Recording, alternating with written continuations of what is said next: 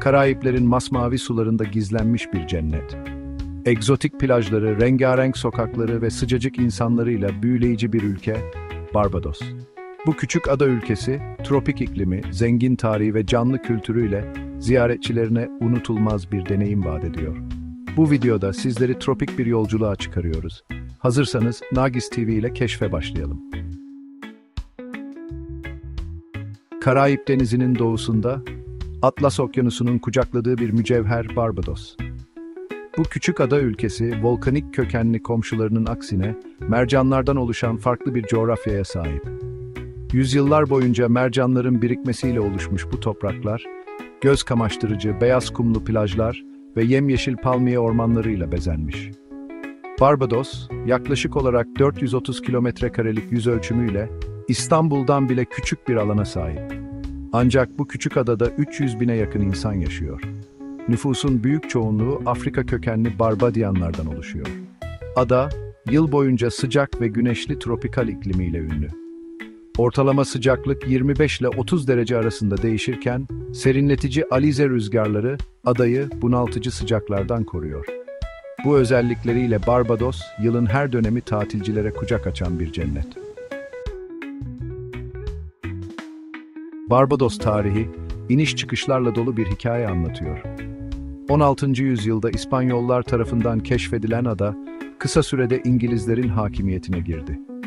Yüzyıllar boyunca şeker kamışı plantasyonlarında çalışan Afrikalı kölelerin alın teri, adanın ekonomisinin temelini oluşturdu. Ancak köleliğin yarattığı acı ve adaletsizlik, Barbados halkının bağımsızlık mücadelesini de alevlendirdi. 1966 yılında Barbados, İngiliz Milletler Topluluğu içinde bağımsızlığını kazandı. Bu zafer, uzun ve zorlu bir mücadelenin sonucuydu. Ancak Barbados halkı, bağımsızlık yolunda daha büyük bir adım daha atacaktı. 2021 yılında, tam 55 yıl sonra, Barbados monarşiden ayrılarak parlamenter bir cumhuriyet oldu. Bu tarihi karar, Barbados halkının kendi geleceğini tayin etme iradesinin bir göstergesiydi. Bugün Barbados, demokratik değerlere bağlı, huzurlu ve istikrarlı bir ülke olarak Karayipler'de parlıyor. Afrika, İngiliz ve Karayip kültürlerinin harmanlandığı bu eşsiz ada, tarihi zenginliklerini gururla koruyor. Eski plantasyon evleri, müzeler ve tarihi yapılar, Barbados'un çalkantılı geçmişine ışık tutuyor. Barbados, enerjik ritimleri, renkli festivalleri ve sıcakkanlı insanlarıyla ziyaretçilerini büyüleyen bir kültüre ev sahipliği yapıyor.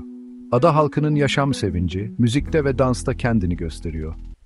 Kalipso ve soca gibi hareketli ritimler, sokaklarda ve plajlarda yankılanıyor. Barbados'un en ünlü ihracatlarından biri de hiç şüphesiz müzik. Dünya starı Rihanna, bu küçük adanın yetiştirdiği en büyük yeteneklerden biri. Barbados kültürü denilince akla ilk gelenlerden biri de şüphesiz Crop Over Festivali. Her yıl Temmuz ve Ağustos aylarında düzenlenen bu festival, adanın en önemli kültürel etkinliği.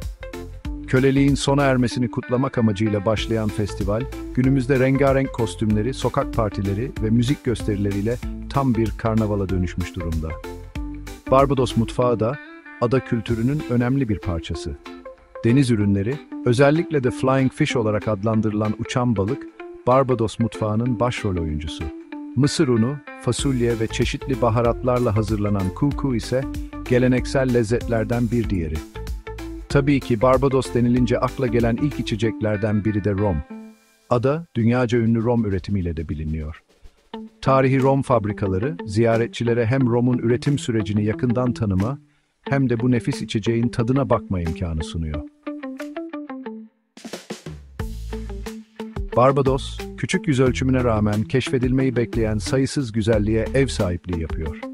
Başkent Bridgetown, adanın tarihi ve kültürel merkezi konumunda. UNESCO Dünya Mirası listesinde yer alan tarihi şehir merkezi, kolonyal mimarinin güzel örneklerini barındırıyor. Limanda demirli yatlar, rengarenk balıkçı tekneleri ve okyanus manzarası, Bridgetown'a ayrı bir güzellik katıyor. Barbados denince akla ilk gelenler, şüphesiz bembeyaz kumları ve turkuaz sularıyla ünlü plajları. Batı kıyısında yer alan ve sakin deniziyle bilinen Carlisle Bay, güneşlenmek ve su sporları yapmak için ideal. Doğu kıyısındaki Bathsheba plajı ise vahşi dalgalarıyla sörf tutkunlarının gözdesi. Dev kaya oluşumları ve yemyeşil tepelerle çevrili bu plaj, aynı zamanda nefes kesen manzaralar sunuyor. Barbados'un doğal güzelliklerini keşfetmek isteyenler için Harrison Mağarası mutlaka görülmesi gereken yerlerden biri. Yeraltı nehri ve sarkıtlarla süslü bu mağara, ziyaretçilerini büyülü bir yolculuğa çıkarıyor. Hayvanseverler için de Animal Flower Cave, kaçırılmaması gereken bir durak. Mağaranın içinde yer alan doğal havuzlarda yüzen renkli deniz anemonları, görenleri kendine hayran bırakıyor. Barbados'un tarihi ve kültürel mirasını daha yakından tanımak isteyenler için St. Nicholas Abbey ideal bir seçenek. 17. yüzyılda inşa edilen bu tarihi malikane günümüzde müze olarak hizmet veriyor. Ziyaretçiler, malikanenin görkemli odalarını gezebilir, plantasyon yaşamını öğrenebilir ve Barbados'un ünlü romunun tadına bakabilirler. Barbados ekonomisi, tarih boyunca şeker kamışı üretimine dayanmış. Ancak günümüzde turizm, adanın en önemli gelir kaynağı haline gelmiş durumda. Her yıl milyonlarca turist, Barbados'un eşsiz güzelliklerini keşfetmek ve tropikal cennetinde unutulmaz bir tatil geçirmek için adaya akın ediyor. Turizmin yanı sıra rom üretimi, finansal hizmetler ve hafif sanayi de Barbados ekonomisine katkıda bulunuyor. Barbados, Karayiplerin en gelişmiş eğitim sistemlerinden birine sahip. Ülkede okuryazarlık oranı oldukça yüksek. Eğitime yapılan yatırımlar sayesinde Barbados halkı genç ve dinamik bir nüfusa sahip. Teknoloji ve dijitalleşme alanındaki gelişmeler de yakından takip ediliyor. Barbados, geleceğe umutla bakan, dinamik ve gelişmekte olan bir ada ülkesi. Türkiye ve Barbados arasındaki ilişkiler, her ne kadar coğrafi uzaklık sebebiyle sınırlı olsa da dostane bir çerçevede ilerliyor. İki ülke arasındaki diplomatik ilişkiler, karşılıklı iyi niyet temelinde sürdürülüyor. Barbados'un Ankara Büyükelçiliği, Türkiye ile Barbados arasındaki ilişkilerin geliştirilmesinde önemli bir rol oynuyor. Barbados, Türkiye vatandaşlarına belirli bir süre için vizesiz seyahat imkanı sunuyor. Bu da iki ülke halkları arasındaki kültürel etkileşimi ve turizm faaliyetlerini teşvik ediyor. Türkiye'den Barbados'a gitmek isteyenler, belirli şartları sağlayarak vizesiz seyahat hakkından faydalanabiliyorlar. Türkiye'den Barbados'a doğrudan uçuş bulunmuyor. Ancak Avrupa'daki büyük şehirler üzerinden aktarmalı uçuşlarla Barbados'a ulaşmak mümkün. Londra, Frankfurt ve Amsterdam gibi şehirler, Barbados'a sık sık uçuş düzenlenen aktarma noktaları arasında yer alıyor. Uçuş süresi, aktarma süresi hariç yaklaşık 10 ila 12 saat sürüyor. Barbados, Türkiye vatandaşlarına 90 güne kadar vizesiz seyahat imkanı sunuyor. Ancak Barbados'a seyahat etmeden önce pasaportunuzun geçerlilik süresinin en az 6 ay olduğundan emin olmanız gerekiyor. Ayrıca dönüş biletinizi ve konaklama bilgilerinizi de yanınızda bulundurmanızda fayda var. Barbados, yıl boyunca sıcak ve güneşli bir iklime sahip. Ancak Haziran-Kasım ayları arasında Karayipler'de kasırga sezonu yaşandığını unutmamak önemli.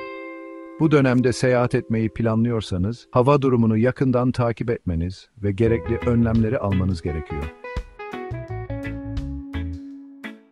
Barbados, sadece güzel plajları ve tropikal iklimiyle değil, aynı zamanda ilginç yasaları ve gelenekleriyle de dikkat çekiyor.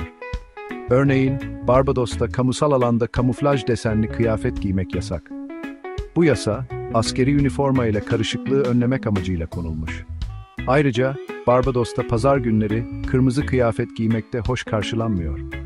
Bu gelenek, pazar gününün kutsal bir gün olarak kabul edildiği Hristiyan inancından geliyor. Barbados, dünyanın en eski parlamentolarından birine ev sahipliği yapıyor. 1639 yılında kurulan Barbados Parlamentosu, dünyanın en eski 3. parlamentosu olarak kabul ediliyor. Ada aynı zamanda Karayiplerin en yüksek yaşam standartlarından birine sahip. Barbados halkı, güler yüzlü ve misafirperver olmalarıyla biliniyor. Barbados denince akla ilk gelen spor dalı hiç şüphesiz kriket. Kriket, Barbados'ta milli spor olarak kabul ediliyor ve ada halkı krikete büyük bir tutkuyla bağlı. Barbados milli kriket takımı uluslararası arenada da önemli başarılara imza atmış durumda. Barbados halkı günlük hayatta İngilizce konuşuyor. Ancak kendilerine özgü bir aksanları ve kullandıkları bazı ilginç kelimeler var. Örneğin bajans kelimesi, Barbados halkını tanımlamak için kullanılıyor.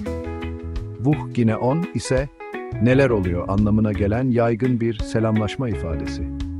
Barbados'ta yaşamak birçok avantaj sunuyor. Tropikal iklim, güler yüzlü insanlar, düşük suç oranı ve huzurlu yaşam, Barbados'u yaşamak için cazip bir yer haline getiriyor.